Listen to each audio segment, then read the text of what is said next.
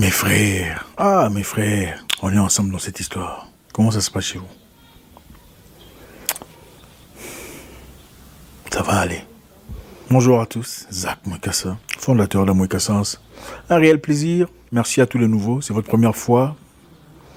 Ravi de vous avoir parmi nous.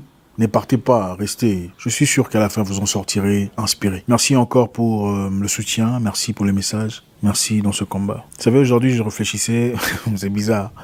J'ai pensé à un voisin avec qui j'ai vécu il y a très longtemps. Je ne sais pas si ça vous est déjà arrivé. Vous arrivez dans un secteur nouveau, en location, et vous rencontrez le voisin, mais vous ne vous sentez pas. Immédiatement, il y a une antipathie qui naît sans raison apparente. Ouais. Aujourd'hui, j'ai pensé à mon voisin. Cette personne était bizarre. À chaque fois qu'il y avait un problème, à l'époque, il y a très longtemps, elle appelait toujours le bailleur. Le volume est trop fort. Ils font du bruit. Ils font ça. Ils cassent ça. C'est incroyable. Mais quand on se voit, bonjour, on passe. Mais en coulisses, c'était toujours le premier à appeler le bailleur pour informer, pour donner des nouvelles et tout ça. Bizarre. Je sais que beaucoup d'entre nous avons déjà vécu cette histoire. Sinon, comment ça se passe chez vous? Cette frénésie dans laquelle nous sommes tous noyés. Ça va passer. L'important, c'est d'avoir des bonnes informations, c'est d'être informé, de comprendre où nous sommes. Je pense que nous sommes aujourd'hui en train de juger une situation déjà faite. C'est-à-dire, comme je l'ai dit précédemment, c'est difficile de comprendre un problème en commençant par là où vous êtes. Il faut comprendre la genèse de l'histoire. Et souvent, ce qu'on pense être la genèse de l'histoire n'est pas vraiment la genèse de l'histoire. Vous voyez un policier arrêter une personne, vous dites qu'il a arrêté parce que il est en pleine infraction. Mais si vous regardez profondément, vous allez voir que en fait, il a arrêté parce que le gars là, et c'est lui qui a eu une histoire avec une femme que le policier, vous connaissez ça? Il y a récemment, d'ailleurs, j'ai vu aux infos, dans un pays africain, un militaire, pendant le confinement, un militaire a tiré sur un jeune chauffeur, prétendant que le garçon était en train de résister aux arrêts. Mais en réalité, le garçon a eu une histoire avec son épouse. Enfin, pas son épouse, mais sa copine. Voilà. Mais je pense que progressivement, on va comprendre où nous sommes. Nous ne sommes pas bêtes. Okay? On ne peut pas... 1,4 milliard personnes ne peuvent pas être tous bêtes. Stupides, idiots. Non, ça ne va pas marcher comme ça. Ça ne va pas marcher comme ça. Quelquefois, il faut nous tuer. Il faut nous tuer pour nous faire accepter. La vie, c'est quoi, sans liberté? Ça vaut quoi? Il faut être pressé, appuyé, égorgé si vous n'acceptez pas. Pourquoi? Pourquoi? Non, pourquoi? Non. Sinon, aujourd'hui, je voudrais vous parler aussi des bienfaits d'être heureux dans la vie. C'est important d'être heureux dans la vie. La définition du bonheur ou d'être heureux a vraiment été changée, transformée selon beaucoup de sources, beaucoup de goûts. Okay? Être heureux dans la vie est la chose la plus importante. À part certaines choses que vous connaissez personnellement. Mais l'être humain doit être heureux. Et croyez-moi, mon frère, pour être heureux, vous n'avez peut-être pas besoin des choses que vous pensez là. Je répète, pour être heureux, vous n'avez peut-être pas besoin de choses qui vous tourmentent. Des choses qui vous poussent à faire des nuits blanches. Ce n'est peut-être pas ça. Le bonheur, c'est dans des petites choses. Votre papa était riche. Tant mieux. Il était pauvre. Ne l'avez-vous pas aimé malgré sa pauvreté? Son amour n'a pas suffi. Il faut être heureux dans la vie. Beaucoup de personnes vont chercher le bonheur quelque part. Frères, sœurs, le bonheur ne se trouve nulle part. Le bonheur se trouve dans votre cœur. Je répète, le bonheur que vous cherchez se trouve nulle part ailleurs, mais dans votre cœur. Beaucoup de personnes font des voyages espérant être heureux ailleurs. Si c'est pour être heureux, il ne faut pas vous déranger. Vous pouvez faire un voyage pour aller chercher à améliorer votre vie. Oui. Vous pouvez faire un voyage pour améliorer des compétences. Oui. Vous pouvez faire un voyage en quête d'opportunités. Oui. Mais faire un voyage en espérant devenir heureux ailleurs, vous vous trompez. Et si vous n'y arrivez pas? Et si vous ne voyez pas, vous ne voyagez pas, vous faites quoi? Vous mourrez? Vous vous tuez? Parce que vous n'êtes pas parti? Parce que vous n'avez pas obtenu de visa? Et si vous pensez que c'est l'argent qui vous rend heureux, si vous n'en avez pas, comment vous faites? Vous vous égorgez? Vous maudissez Dieu parce que vous êtes né au mauvais côté de la vie? Ce n'est pas vrai. Qui a dit que l'argent rendait les gens heureux? Mon frère, je veux recommencer. Qui a dit que c'est l'argent qui rend les gens heureux? Si c'était l'argent qui rendait les gens heureux, ceux qui dominent la terre aujourd'hui ne chercheraient pas plus d'argent. Avec 5 milliards de dollars, 10 milliards de dollars, pourquoi vous voulez encore de l'argent? Parce qu'avec ça, vous avez assez pour vivre en dépensant plus de 20 000 dollars par jour. Qu'est-ce que vous voulez faire avec 20 000 dollars par jour? Quel genre de dépenses? Le bonheur, ce n'est pas dans l'argent.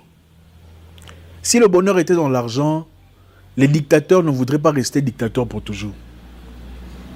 Parce que si le bonheur était dans l'argent, ceux qui gagnent beaucoup d'argent en auraient déjà assez pour commencer à vivre leur vie et attendre leur mort. Ce n'est pas ce qu'on voit aujourd'hui. Les gens se trompent d'objectif. L'argent, ce n'est pas ce qui rend les gens heureux. L'argent facilite la vie. L'argent vous donne des opportunités, vous facilite vos soins. L'argent vous permet de voyager. Mais ce n'est pas voyager qui vous rend heureux ou malheureux. Ce n'est pas ça, c'est faux. Parce que ceux qui ne voyagent pas, beaucoup parmi eux sont beaucoup plus heureux que ceux qui voyagent sur business class, en first class, tout ce que vous connaissez là. Ce n'est pas le mariage qui vous rendra heureuse, ma chère. Ne vous trompez pas. Ne vous cassez pas la tête. Non, non, non, non. C'est bien de vous marier. C'est merveilleux. Selon nos cultures d'ailleurs, pour beaucoup, le mariage est un élément très important dans la vie, surtout des femmes en Afrique. D'accord? On doit le dire. Chez les hommes aussi d'ailleurs, mais un peu plus chez les femmes. Okay? Beaucoup de femmes se battent pour avoir un mariage, pour avoir un chez-soi, pour porter le voile. C'est bien, c'est honorer sa famille. On ne va pas percuter ça. Mais ce n'est pas le mariage qui vous rendra heureux. Si vous n'êtes pas heureux avec monsieur maintenant, ce n'est pas dans le mariage que vous serez heureux. Détrompez-vous. Vous pensez qu'il changera tout d'un coup, boum, il est marié, maintenant tout son cerveau a changé. Qui vous a dit ça?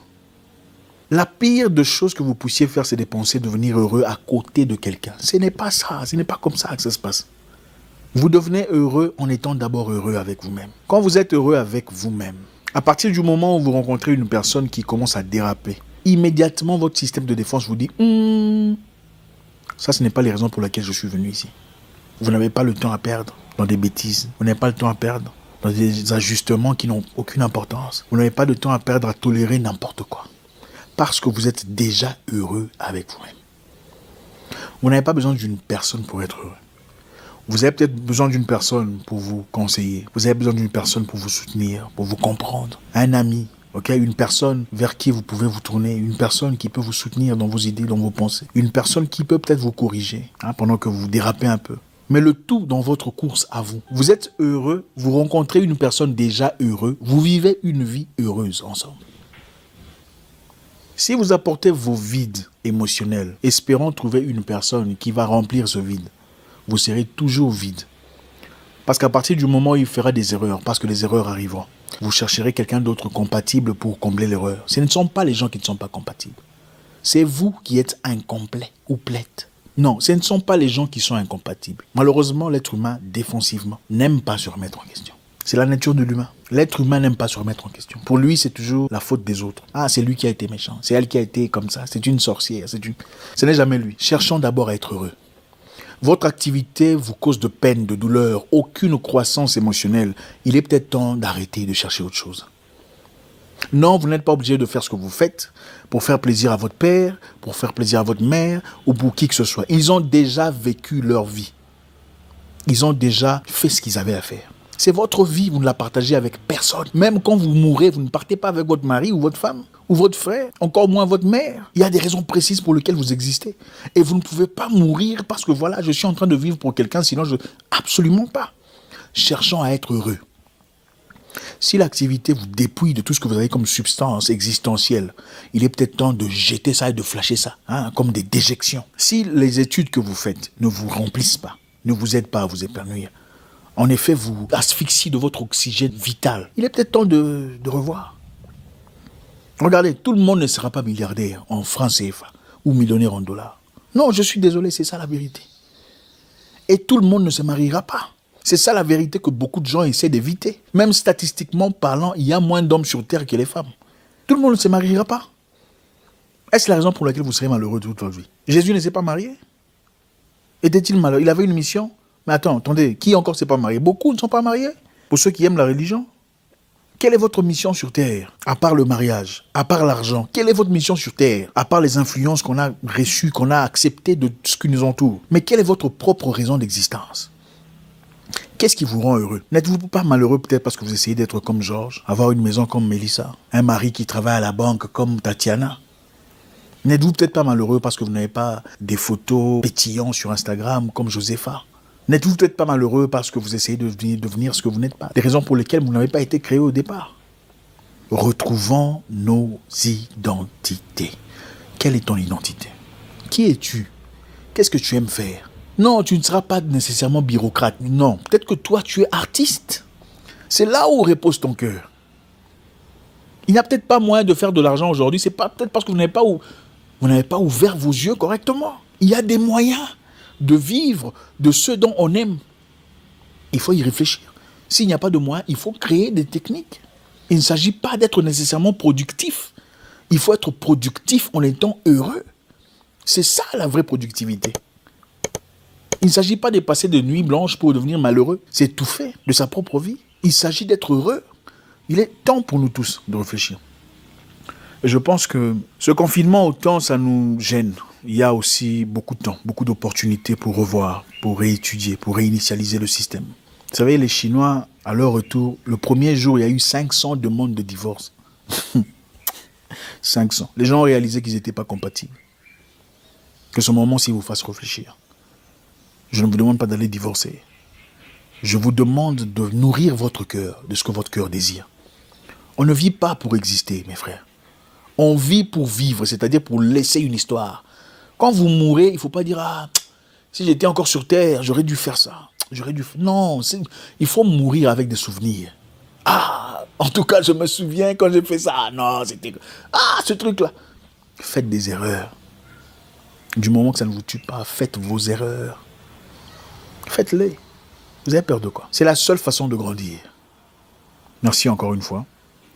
Et bien demain, on fera encore notre retour.